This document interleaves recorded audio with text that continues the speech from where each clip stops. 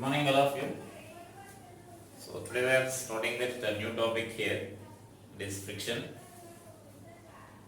So this is friction topic means just again we use the Newton's laws only here. That means net force is equal to ma equation only. But the important thing is you need to decide the direction of frictions and how much frictional force is acting on the system. That you should decide it more carefully here. The basic procedure is same as that of our Newton's laws only. The basic formula or the basic concept is like Newton's laws only. Net force is equal to ma only. So additionally here we are going to introduce one more force here. Whatever the forces we represented previously in our free body diagrams in the Newton's laws first part. In addition to those forces, we are newly introducing this frictional force. That means one more force will also be included on that object there. So one more type of that force, that is a frictional force. So but its direction is not like our other forces here. You can't easily decide the direction of the frictional force in some cases. In some cases you can directly decide that and you can write the force equations there. So in some cases you need to think it more carefully and you need to write that. So that means what I am going to say is finally it's not that much easy when compared to the Newton's laws of motion first part or NLM first part. So that means you should be very thorough. That means you should be very attentive when you are solving these friction problems here, while deciding that friction direction and at the same time how much friction force is acting also, right? And so that means I will explain all the concepts. With those concepts, all this type of doubts will be clear to you, and you can solve those problems easily. And so now here the friction means whenever those in the beginning of this Newton's laws we discussed about the contact force, types of the contact force we discussed there. And so contact force has two components there. There we introduced about this frictional force. So one force will be there normal to the surface, which we are calling as normal reaction, and other type of force we are calling it as tangential force, that is nothing but our frictional force here. So when an object is ready to move, or when the object is moving or trying to move on a surface, then some opposing force will be there on this scale. Suppose if you are pulling this block by applying some external force here. So then there will be some, if the surface or rough surfaces which are more general, that means smooth surfaces, what we discussed previously, is an ideal case only, because without friction no system will exist in our universe. Definitely some friction will be there here. And so here when you are pulling that system, there definitely some opposing force will be there. So there we discussed that two types of contact force will be there, or components will be there. One component is we are calling as normal reaction, and other force we call the frictional force here. So this frictional force will arise when the body is moving on a surface in contact with it, or when the body is trying to move on a surface here. In those two cases this frictional force will arise, not only when the body is moving on, one body is moving on the other surface. When one body is trying to, that means when the body tends to move, then also this friction force will arise here. So one thing what we can say is direction of the friction will be always tangential direction. It will be always along the surface here. It may be in the direction of the motion, or it may be opposite the direction of motion. And so generally here they will ask one statement, they will make one statement here, like friction always oppose the motion. Is it true or false? Friction always oppose the motion. So that is a false statement there. Friction in some cases will causes the motion here, or it will supports the motion there. So in some cases without friction motion is not possible. So then we will discuss all those examples there. And so then that is a friction there. That means in some cases friction is necessary, and in some cases friction may oppose. So finally what we can conclude is frictional force will arise when there is some relative slipping between them, or the relative motion is there between those two blocks, or those two surfaces in contact with each other. Or like this, when the body is tending to move. Here body is not moving, but when the body is trying to move, we are applying a small force so that the block is not moving here. Just like if you are taking a heavy object placed on the ground, if you are pulling that, the object is, suppose if you, for example, car is there on the ground, if you are pulling that car, if a single person is pulling the car, then that force may not be sufficient to pull the car there. So the car will remain at rest, but he is applying the force. Then who is opposing that force means, then that force means that is nothing but friction. And similarly, if you are throwing an object on the surface, on the horizontal surface, if you are throwing an object, then we know after traveling some distance the object will come to the rest, right? So that it will come to the rest means that is nothing but because of this frictional force only. So friction will act opposite to that. opposite the direction of motion of that object when it is moving on a fixed surface, and so that then velocity of the object goes on decreasing. It will travel with the retardation and finally it will stop so that it will come to the rest, right? So that is some simple examples in our daily life when you are taking about this friction. And next, when you come to the cause of the friction, so then let us see the cause of the friction here.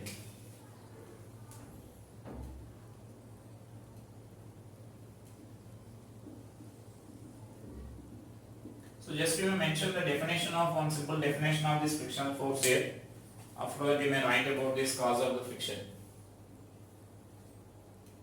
Frictional force or friction, simply you can write.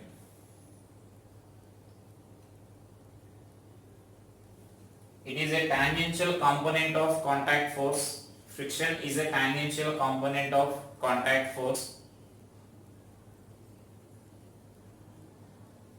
which arises when there is a relative motion between two surfaces in contact. When there is a relative motion between two surfaces in contact,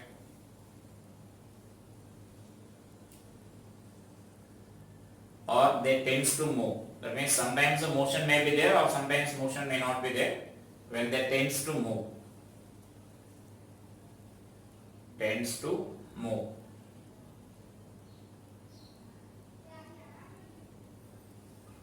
Right?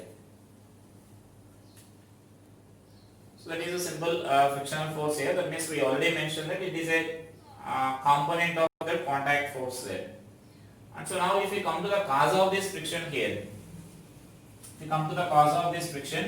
when two surfaces are placed in contact here, that means when an object is placed in contact with any other surface here, then if you are observing, even though it may be appears to be smooth surface for you, but if you are observing under some powerful microscope, you can observe that surface is not a smooth surface. Some zigzag will be there on that surface. That means some up and downs will be there on that surface. Even though if you are taking a very smooth surface, what you feel? If you are feeling that as a very smooth surface, if you are observing under a microscope, then you can observe some roughness in that surface, roughness on that surface there. So that when you are placing that another block on the surface here, then interlocking of that elevations and depressions will take place there. And so then actually such a type of interlocking is nothing but we call the cold welling. So that means in the olden days we assume that the interlocking of these depressions and elevations is nothing but the cause of the frictional force there. But in the modern theory, according to the modern theory, what we explain is the cause of the friction is when the object is placed in contact with like that. So there will be some intermolecular forces will act between those two objects there, or molecules of those two objects, or we can say some bonding will take place between those two objects there. Like because of this, we know if you are taking this a nucleus, we know nucleus is having some positive charge, and electrons will revolve around this negatively. This means electrons which are negatively charged particles, they will revolve around this nucleus here. All of you know this picture.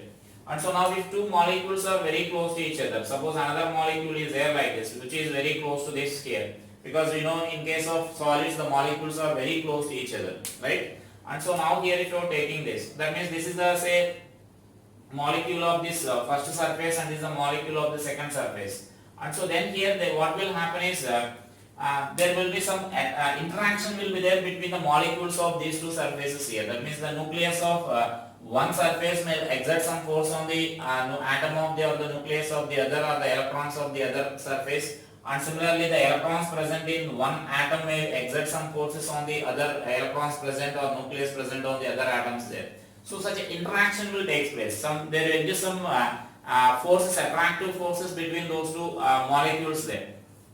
And so because of that we say some bonding will take place. The temporary bonding will take place between those two surfaces there. And so because of that attractive forces, it will be difficult to push the object, or it is difficult to move the object on that surface there. So according to the modern theory, we say that some bonding will take place because of this attractive force, or because of such a molecular interaction between the two different types of molecules of those object and the surface on which it is placed. Some attractive force will be there, and that attractive force is nothing but we are calling it as a frictional force here. so that oppose the motion automatically there.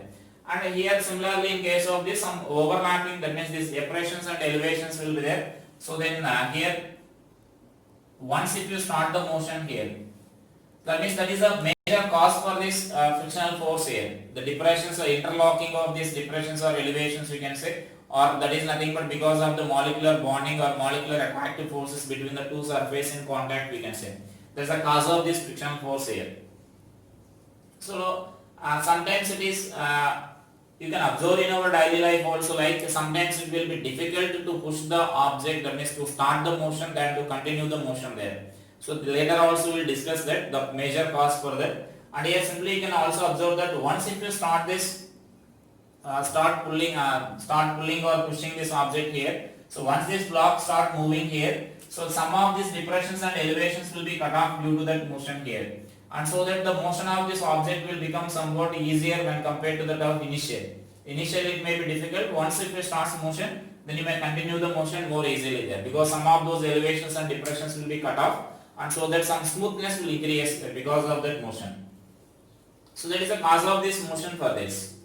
And whereas if you are taking some advantages or disadvantages of the friction in our daily life, and you can say some methods of reducing the friction, I think all of you know those things about this, like advantages of the frictional force and disadvantages of the frictional force. If I ask what are the advantages of the frictional force, can you say any advantages of the frictional force here?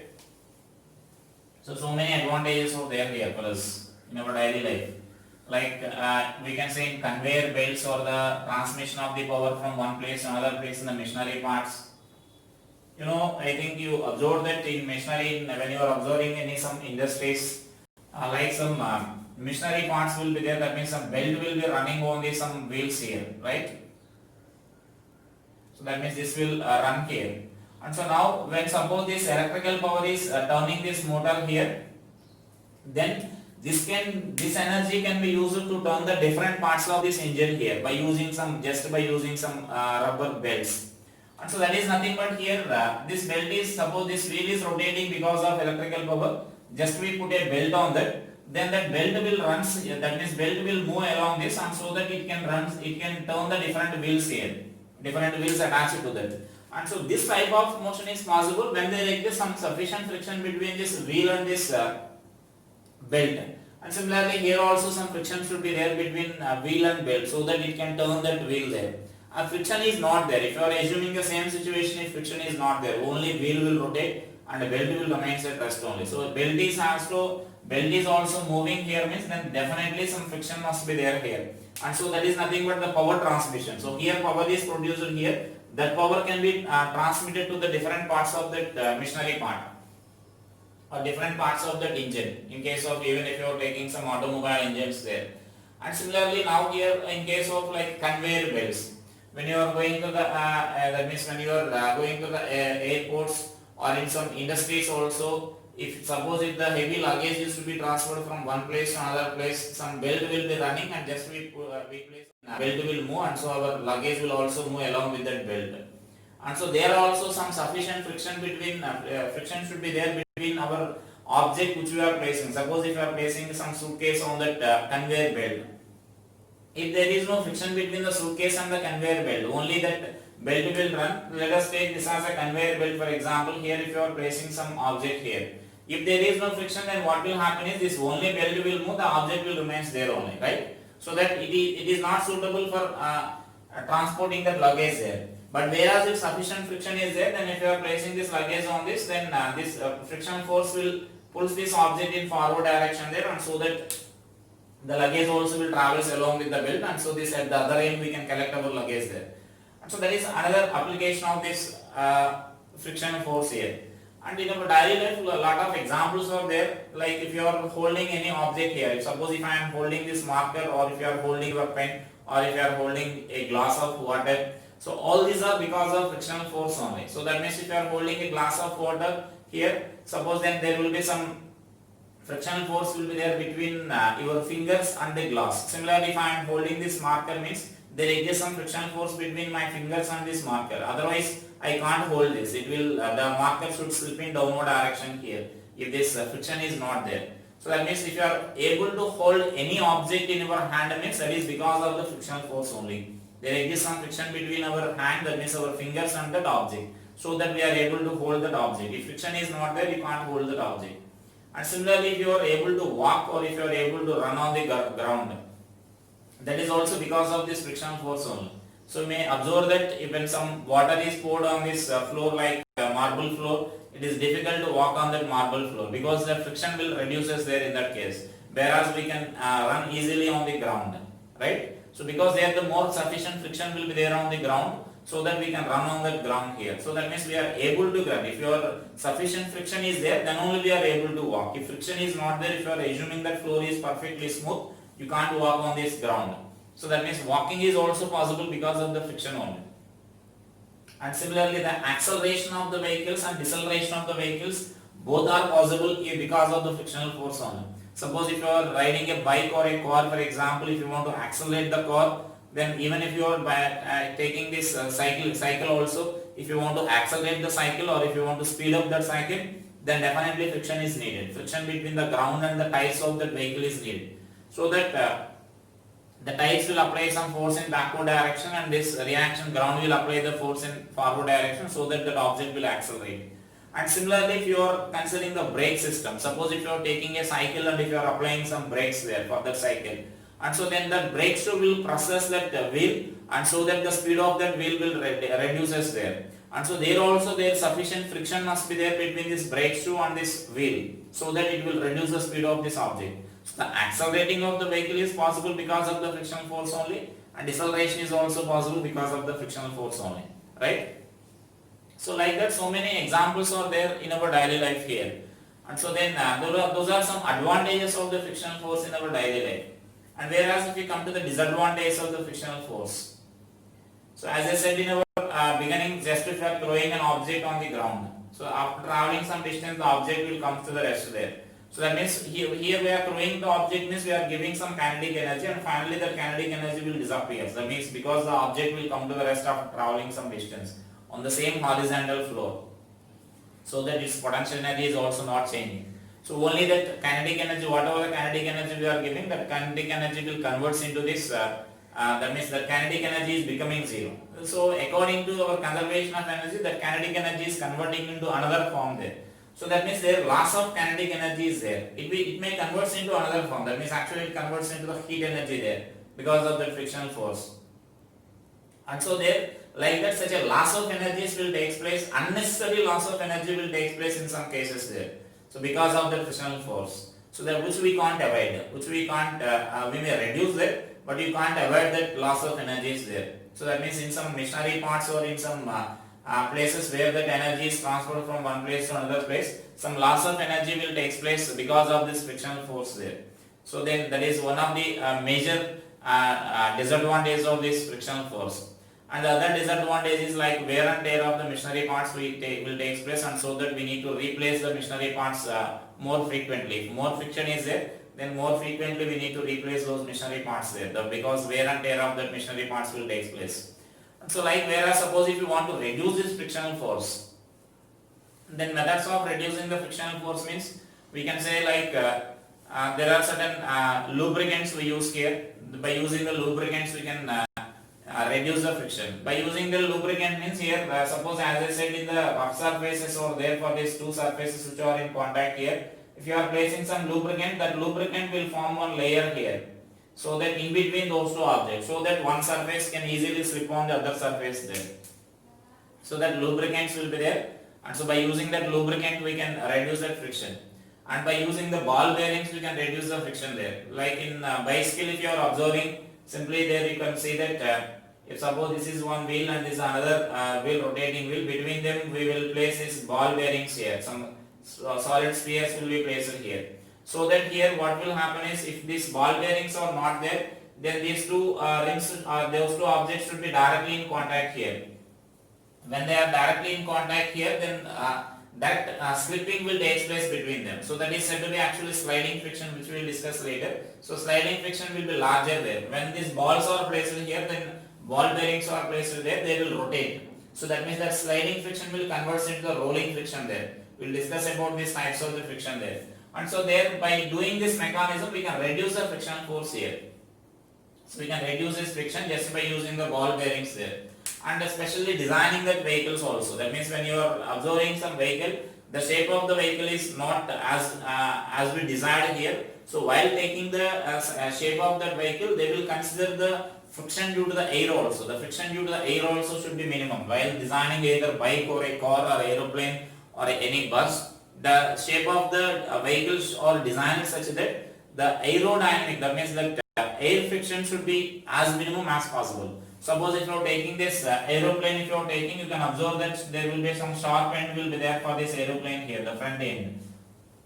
See, if the design of this vehicle is like this, then automatically then here the air friction will reduces there. Air can easily pass over that, and so opposition from the air will be reduced there. Air friction, that the air also will offer some frictional force there, and we will discuss that in the fluids topic. And so that we call it as actually viscosity there. And so now here there will be some opposition will be there from that air. So that also we can reduce by special designing of the vehicles there. So vehicles are specially designed to reduce that air friction. So there are certain such a methods will be there to reduce this friction force here. So friction that best by using these methods we can reduce the frictional force, but we can't eliminate the friction completely. So we can reduce the friction by some amount, but without friction is not possible in any case there. Definitely some frictional force will be there, right? So this is a total theory regarding this frictional force here. You can go through the any books, that means in the textbook also these concepts will be there. You can understand those concepts easily, right? And so now let us see this next laws of frictional force and types of frictions. So there are three types of frictional force will be there here.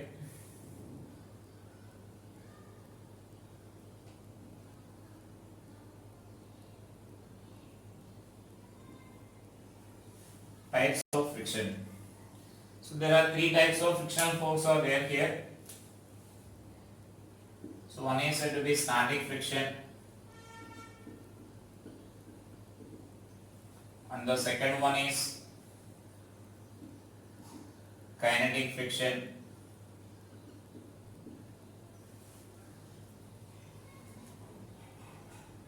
or it is also said to be the sliding friction.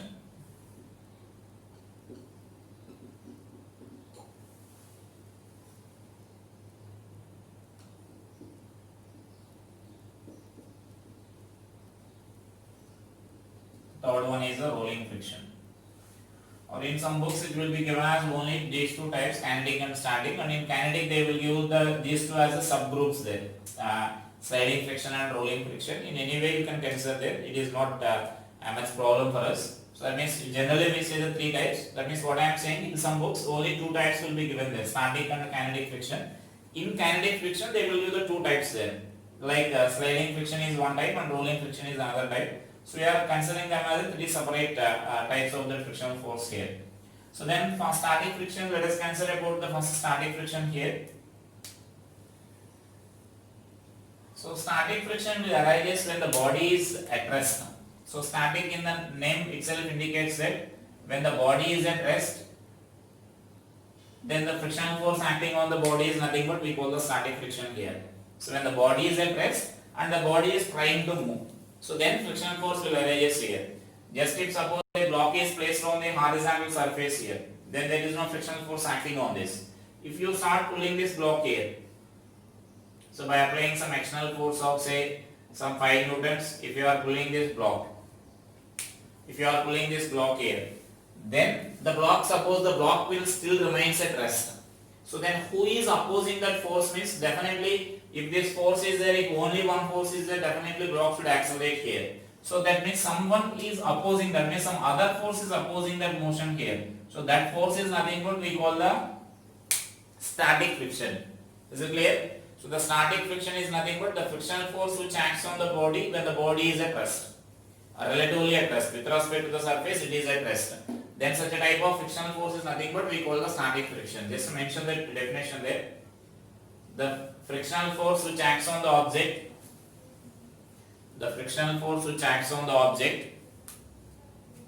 when the object is at rest, when the object is at rest, relative to the surface, relative to the surface is called static friction, is called static friction.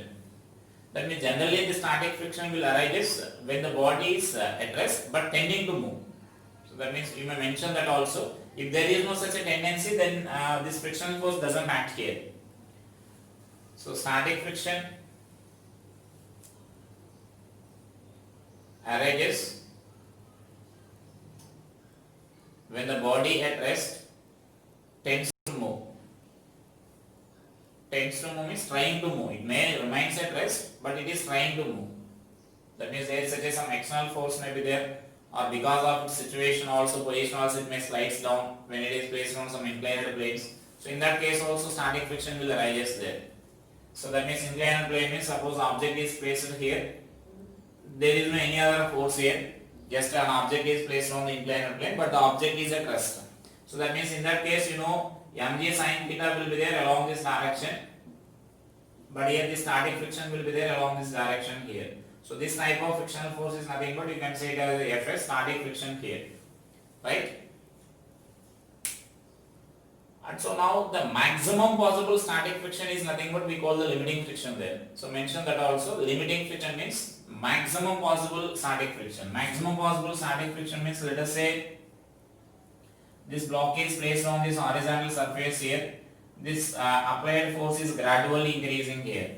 So when you are applying some 2 newtons, there is no motion, the block will remain at rest. And when it is increased to like say let us say some 8 newtons, the block will be still remains at rest. When the force is gradually increased to 12 newtons, suppose say this block is ready to move here. This block is ready to move. When you are applying some force, maximum force that can be applied, that means the maximum frictional force here is 12 newtons, right? So now this 12 newtons is nothing but we call the limiting friction here. So that is still static friction only, but the maximum possible static friction. So the maximum possible static friction is nothing but we call the limiting friction there. So mention that. And first before that, this friction is said to be self-adjusting friction. Self-adjusting friction means like this only. So if you are applying a force of say 5 newtons here, then the frictional force acting on the block is 5 newtons only. That we call the static friction. When this force is increased to 6 newtons for example, or let us say 8 newtons for example, then this frictional force will also be 8 newtons only, so that the block will remain at rest. So right, so that means when the force is increasing, this also will increase until it reaches the limiting value. So as I said, suppose if you are taking the limiting friction as 12 newtons, then this frictional force will reach us to 12 newtons there. So that means if you are increasing the applied force, this force also will gradually increase there. And because of that reason, static friction is said to be self-adjusting friction. So mention that static friction is also called self-adjusting friction. Self-adjusting friction because its value adjusts itself according to the applied force. Its value adjusts itself according to the applied force. Next mention that the maximum possible value of static friction, the maximum possible value of the static friction is called limiting friction. Is called limiting friction. Generally we represent with FL, the limiting friction. FL, or you may write F maximum, F limiting friction, right? So limiting friction means it is also a static friction, but maximum possible static friction. So static friction, for static friction there is no any particular value here. You need to note this point here. For static friction there is no any particular value. If you are applying a force of 5 newtons, then frictional force is 5 newtons only. If you are applying a force of 8 newtons, then frictional force will be 8 newtons only. If you are applying a force of 12 newtons, then it will be 12 newtons only. So there is any particular formula for this static friction here, right? So next step. So in that only directly mention about this laws of static friction there. So laws of static friction.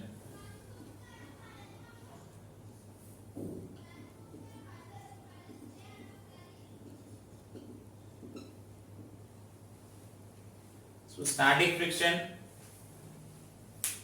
friction depends on, in that first point, there are certain points in this again. So in that first point, static friction depends on nature of surfaces in contact. Static friction depends on nature of surface in contact.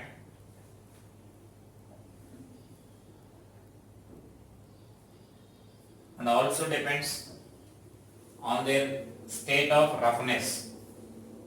Nature of surface in contact, and also depends on their state of roughness. That means if you are taking like a copper and aluminium, you may get some frictional force, and if you are taking like copper and iron, you may get some other value of the frictional force.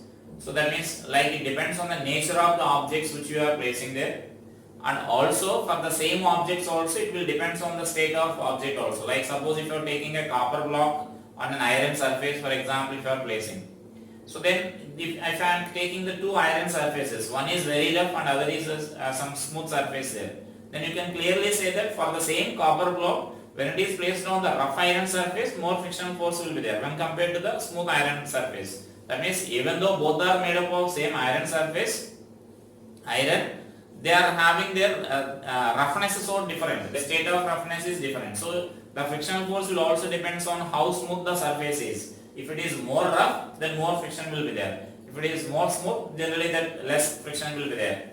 So next mention that, next point, the static friction is independent of apparent area of contact. Apparent area of contact.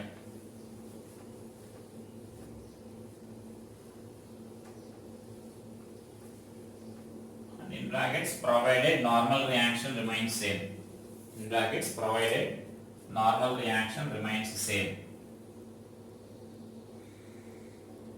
That means apparent area of contact means, now suppose I am taking a cubical object like this. So now when the object is placed either like this or whether it is placed like this, same amount of frictional force will act here. That is independent of area of contact means, independent of apparent area of contact means. So when it is placed like this, for example, if I am taking an object like this, when the object is placed like this, then more area will appears to be coming in contact here, right? So then even whatever the frictional force acting when the object is placed like this and when the object is placed like this, in both the cases the area of, that means the area of contact will be different, but here the frictional force acting will be same only. That means it is independent of area of contact. So there is nothing but what I am saying here. So that frictional force is, static frictional force is independent of area of contact. It does not depend on this area of contact here. The provided whether it is placed like this or whether it is placed in vertical position, the contact, that means normal reaction will be same only. If the object is placed like this, the normal reaction is nothing but weight of this object when it is placed on the horizontal surface. Even if it is placed like this, the normal reaction will be mg only. That means weight of this object only, right? So the normal reaction will generally, if you are changing the same object, normal reaction will remain same, and so that frictional force also will remain same there. Next point, the maximum static friction called a limiting friction is directly proportional to the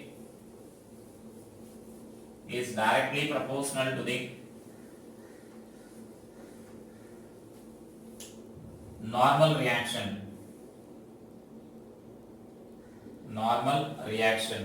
So F limiting is directly proportional to N. Therefore this F limiting is equal to mu S into N. So this is a formula for this limiting friction now. So therefore our limiting friction is equal to, so limiting friction FL is equal to mu S into N, where that mu S is said to be a proportionality constant here. So which is said to be the coefficient of static friction. Coefficient of static friction. So therefore it is said to be mu s is equal to FL by L. We can observe that if I ask what are the units of this mu s, it is a ratio of frictional force and normal reaction, which is another force. So it is a ratio of force to force, so that it is a unitless here. So this value will be unitless. That coefficient of friction will be unitless, right?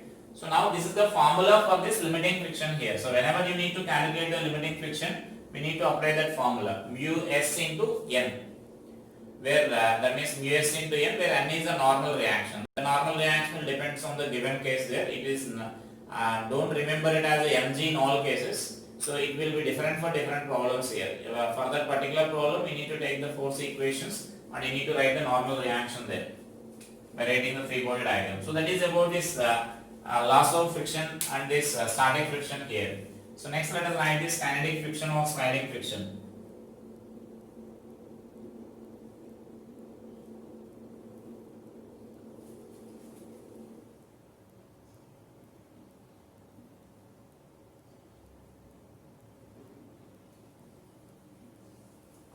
Kinetic friction or sliding friction. So in this again first write the definition.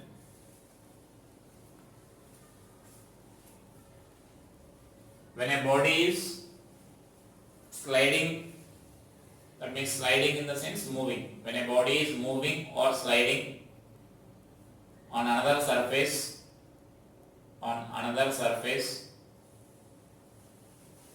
then the frictional force acting on the object which opposes the relative motion between them, is called kinetic friction.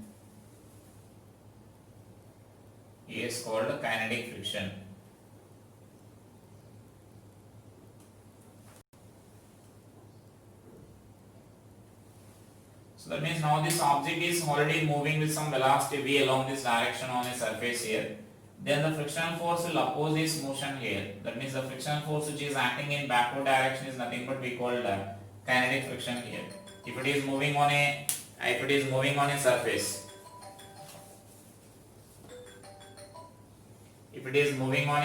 then the kinetic friction will act. That means the kinetic friction will act like this. On the lower surface, it will act like this. So on the lower surface, let it be a ground for example. So on the ground, the frictional force will be, reaction force will be acting like this. This is the ground for example here. So this is the ground here and this is the block I am representing there. So on the block, this frictional force will be there in backward direction and on the surface it will be there in forward direction there. So that means now this frictional force will try to oppose this relative motion here. So that kinetic friction will always try to oppose the relative motion there, right? So that whenever slipping is there, the totally friction itself, you can say that friction is trying to oppose the relative motion between the two surfaces whenever it is there, relative motion is there. So the kinetic friction, if once the kinetic friction is there, then you can easily decide the direction of the friction also, and as well as you can easily write the magnitude also, because we will write this magnitude formula now, kinetic friction. So then such a type of friction is nothing but we call kinetic friction. So once the body is already sliding or slipping, then kinetic friction will arise. So then the frictional force acting on the body is nothing but we call the kinetic friction. So just mention again the laws of kinetic friction here.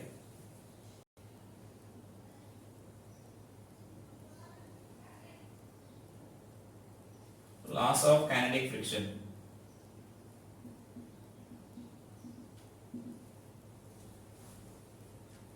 Laws of kinetic friction.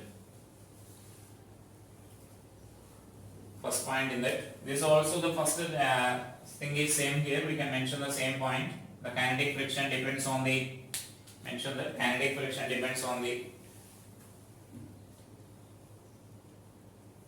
nature of the surface in contact. nature of the surface in contact and their state of roughness.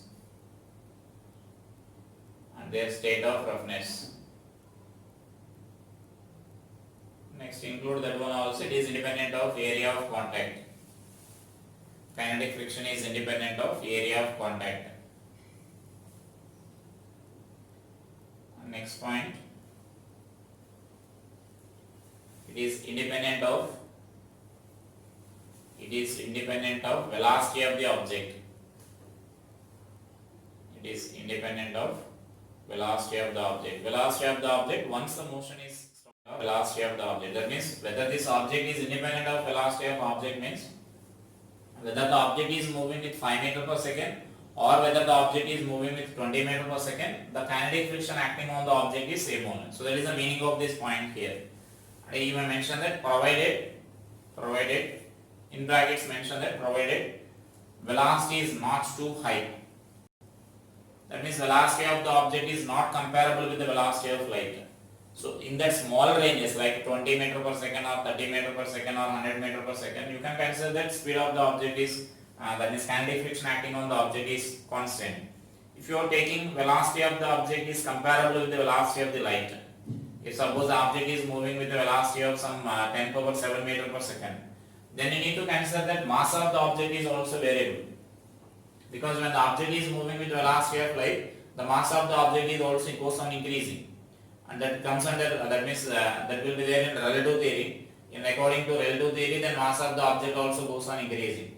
When mass of the object is goes on increasing, then automatically normal reaction increases and friction also increases, right? So that means that means for the massive particles, it cannot attain the velocity of light practically as of now, and so that so when velocity is so small, then we say that friction is independent of this velocity of the object there.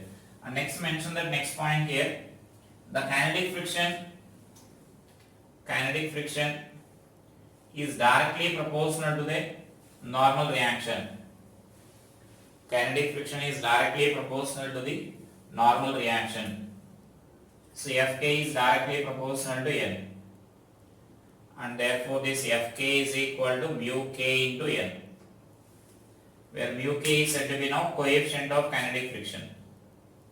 So now this is the formula for this kinetic friction or sliding friction here. So kinetic friction is given by this formula.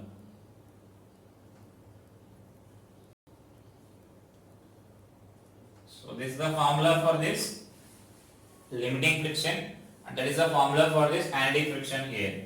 And so therefore from this mu k is equal to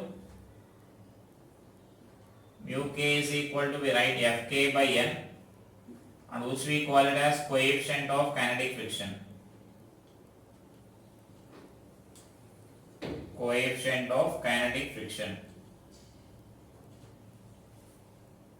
So it is a mu k meaning there, and it is also like a unitless only. The coefficient of kinetic friction will be unitless. That means that is also unitless as that of that static friction. And next write about this rolling friction here.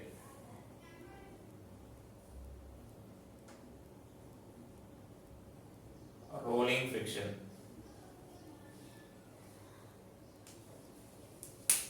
So just when the object is rolling on a surface, then this frictional force will arise here.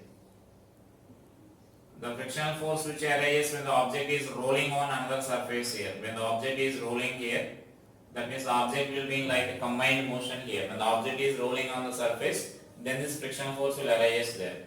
So just mention that the frictional force which arises when an object is rolling on a surface, is called rolling friction.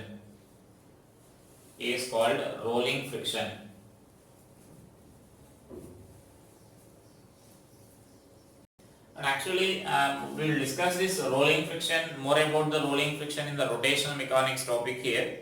Here we will discuss only about these two types of frictions here. There are no any problems based on this rolling friction. Only we need to discuss about this static and kinetic frictions here, right? So just write similar to this, just write the formula here. And actually here we say generally the rolling friction arises because of the deformation of the rolling object and the deformation of this rolling surface here. So that means actually when the roll, suppose say the tire of a car or a lorry is moving, it should be a perfect circle. If it is a perfect circle, then only one point should be in contact with the ground here, because the ground will appear like a tangent to that circle, right? So like this it should be a tangent to the circle. You know, tangent to the circle means it will be, it touches that circle only at one point. So that if it is perfect circle and if it is like a perfect tangent, then almost that rolling friction will be negligible. But practically it doesn't take place like this. So whenever such a, suppose you can clearly observe that when a lorry with a heavy load is moving on the ground, on the mud roads for example, it is considered there, then the deformation of the tire will take place. The tire at the bottom will almost that, like it appears like some flat. There appears, when it comes in contact, there appears like a flat surface, and the deformation of the ground also will take place here. That means when it comes in contact, what I am saying is instead of circle it will become some flat surface there. That part will become flat because of that heavy load. Or sometimes you may observe that the ground also will undergo some deformation here. When it is rolling here, the ground also will undergo some deformation there. And so because of the deformation of the ground, that means of the surface on which this rolling is taking place, and because of the deformation, now this is the deformation of the rolling object. So because of the deformation of the rolling object and because of the deformation of the surface on which object is rolling, this rolling friction will arise there generally. And so that more about this rolling friction is not required here.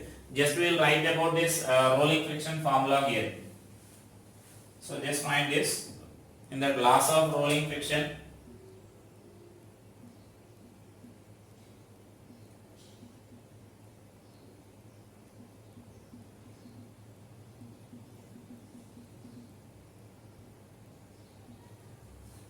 Laws of rolling friction. So it again it depends on that nature of the surface in contact and their state of roughness. But here the exception for that is it doesn't depend on this. That means here we mentioned that these frictions doesn't depend on the area of contact, but there it depends on the area of contact here. So as I said, if more area of contact is coming in contact here, then more frictional force will be there. If only one point is touching the surface here, then almost negligible friction will be there. So if more area is coming in contact, that means just if you are comparing unflat tire and flat tire. So that means if air is not there in that tire, air is not there in the tire of any vehicle, then it is difficult to move that vehicle.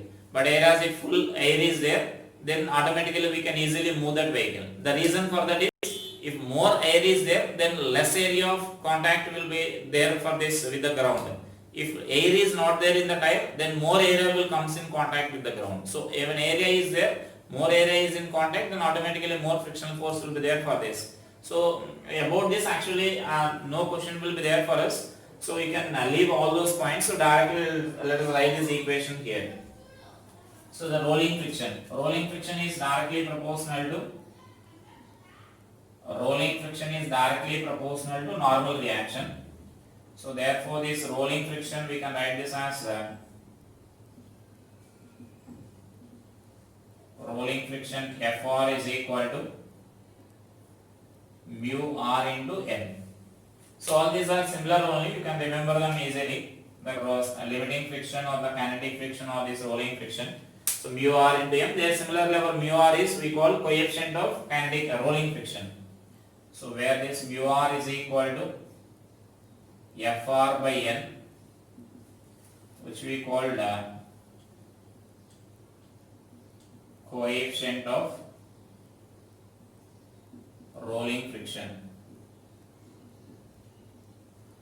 So coefficient of rolling friction, that is our mu r value there, right? And so then here you can compare these values now, like in general this, as I said, the limiting friction will be the largest friction there. So then kinetic friction is less than that of this limiting friction, and this rolling friction is the least value, and that is why, as I said, we are using the ball bearings here. The ball bearings will convert that sliding friction into rolling friction. So that means here what we can mention here, the relation is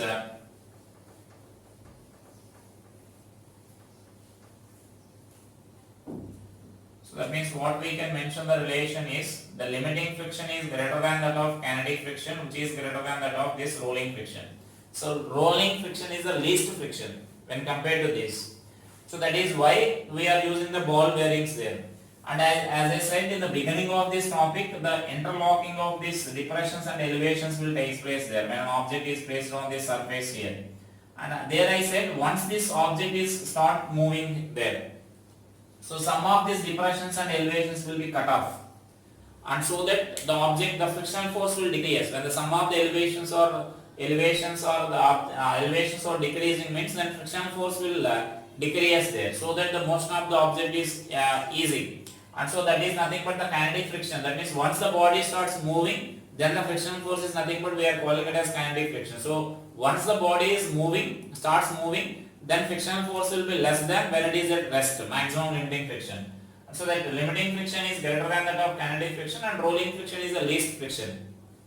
And based on this, we can also write the relation between us mu k and mu r. So that means in numerator the denominator value is same for all of them. If you are taking like the same object, then limiting friction is greater, and so then here kinetic friction is that will be less when compared to that, and rolling friction is the least value.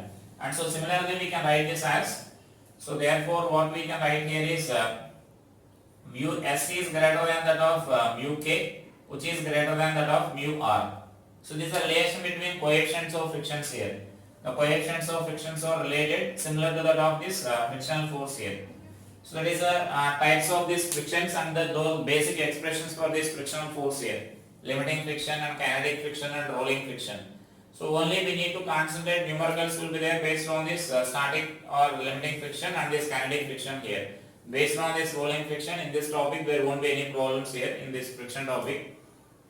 We will discuss in this rotational mechanics. There we will get such a type of rolling cases, and there we will discuss about the role of such a friction here. So here we need to concentrate on these two here, static friction and this kinetic friction there. And you should remember that for static friction there is no any formula, right? So when applied force is less than the limiting friction, static friction will be numerically equal to that of applied force.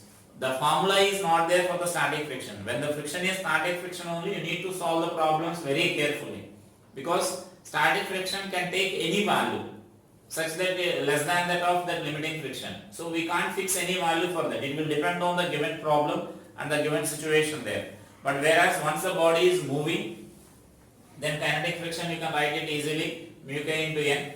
And if the maximum, if the body is at the verge of motion, then that means it is ready to start, then you can write this limiting friction values there. So that limiting friction is formula is there, which is the maximum possible static friction, and for kinetic friction formula is there, and rolling friction formula is there. But for static friction formula is not there. You should keep in mind that for static friction, whenever they are asking, when the object is at rest, if they are asking the frictional force acting on this, you should think it more carefully, right?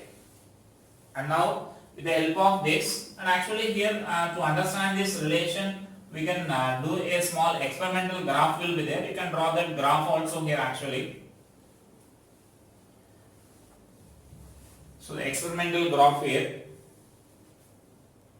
So that experimental graph is nothing but simply supposing here I am taking one block is placed here, and it is connected to a pan here, and we are increasing these weights, these loads here slowly. Here we are increasing these loads slowly here, right? And we are checking when the body starts moving here. Then we draw this graph.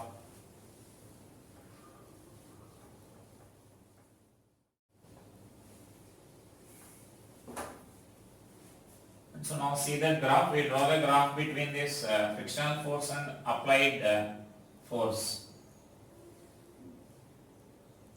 That means on the y-axis we are taking the frictional force, and on the x-axis we are taking this F external, or in this example you can take that as a load. External force you can take, in this experiment you can consider it as a load here. So that means like simply here I am giving some condition here, like suppose the limiting friction value we are assuming here. Let us take that limiting friction is some 20 newtons. Now here we are placing a weight of suppose say 2 newtons here. Then what is the frictional force acting on this object? That means here the pulling force is 2 newtons. This tension is equal to 2 newtons. External force or tension is nothing but. Then what is the frictional force acting on this object? So that means I said the limiting friction is 20 newtons. 20 newtons is the limiting friction, means this body starts moving only when the force is greater than or equal to the 20 newtons there, right? And so that if the force is applied force is less than that, then body doesn't move. But body should be in equilibrium. Body is in equilibrium means if applied force is acting like this, some static friction should act on this. And so that here the static friction value in this case should be equal to 2 newtons here, right? And so that just that means now here if the applied force is like suppose this force is doubled here, this force is increased to 4 newtons here, then this frictional force also will increase to 4 newtons here, but body will remain at rest. So whatever the force you are applying here, same friction force will be there. So that is nothing but why we mentioned it as a static self-adjusting friction here, so that you will get a graph like this. As this external force and this frictional force are equal in magnitude, we can say that the angle made here is 45 degrees, you can say, because x is equal to y, you will get the relation. And so that this value will goes on increasing until this force is reached to this limiting friction here, 20 newtons, right? So this force will goes on increasing until the 20 newtons here. So then let us consider this force as some 20 newtons here. This is FL, limiting friction. So once the body, that means once we reach the limiting friction, then body starts moving. Once the body starts moving, the frictional force will reduces there. So once the frictional force will reduces, then this graph will be there, slight decrease will be there here like this. And so that then the body will start moving with this constant. So then this value will be Fk value here. So then that means the frictional force will slightly decrease, and once the body starts moving, then frictional force, whatever the applied force you are applying here, you may apply some 40 newtons or 50 newtons or 100 newtons, the kinetic friction will be there and the kinetic friction will becomes a constant value here. So this experimental graph for this to find the relation between kinetic friction and this static limiting frictions here. So right, so just to draw this graph there, the variation of frictional force, the experimental, the total it is not required, the variation of the external force, variation of frictional force with applied force can be represented as shown. Just to take the situation like this, the total diagram is not required, just to take this as some external force and this is the frictional force. The variation of frictional force with applied force can be represented as shown below. As shown below. So they just mentioned some points there. Below this graph, draw the graph, and after that below the graph mention that. From the graph it is clear. From the graph it is clear. When the applied force is less than the limiting friction, when the applied force is less than the limiting friction, then static friction acts on the object. Static friction acts on the object, which is equal to the, whose magnitude is equal to applied force. Whose magnitude is equal to applied force. That means here we are making one important conclusion here. So write that conclusion here.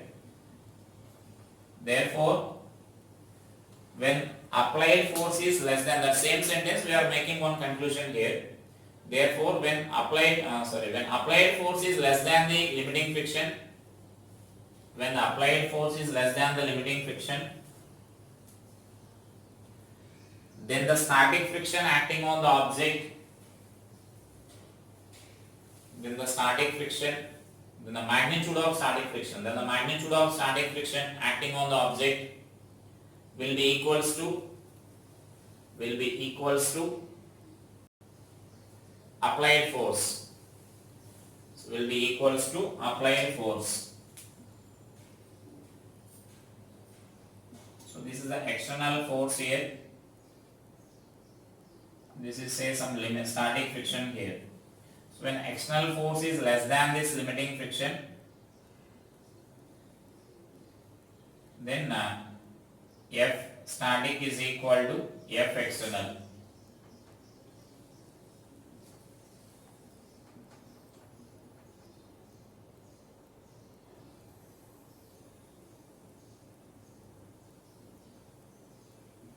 Means this is the only way to find the static friction there. Just we need to verify whether the applied force is less than the limiting friction or greater than the limiting friction. Then the static friction will be equal to that of applied force there. So that is the only formula. There is no any other way to find this static friction. You need to remember that. And so next, once the external force reaches the limiting value, once the external force reaches the limiting friction value, then body starts moving,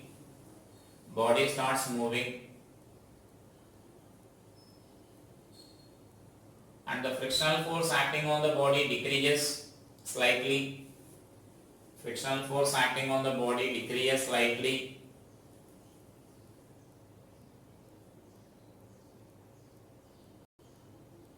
Then the frictional force acting on the body is called kinetic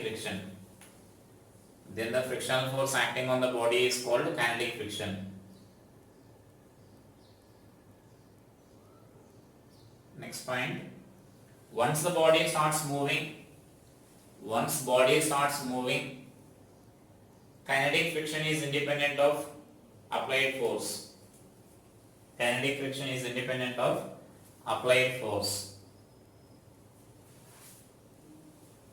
Right? So that will be the situation here. That means those are the points to be noted from this graph, and this angle also need to remember here. That will be 45 because external force is equal to that static friction there. And so then, and actually from this only we can mention those relations there. FL is greater than this Fk, and which is greater than this Fr we can write there, and from this we can mention that mu s, mu k and mu r. And generally while solving these problems you need to remember that sometimes they will give only this mu value, coefficient of friction. They won't mention this. If mu s value is given for us and mu k and mu s values are given for us, then separately we can calculate the limiting friction and the kinetic friction here. But if only one mu is given here, so if only one coefficient of friction is given and they don't mention whether it is a kinetic or static, then what does that implies is, so you need to consider that static friction is equal to the kinetic friction you need to consider, and so that this limiting friction is equal to the kinetic friction here. They are approximately same. A slight difference will be there, and that slight difference also kinetic will be less than that of static here. That is limiting here. That is nothing but what we are concluding here.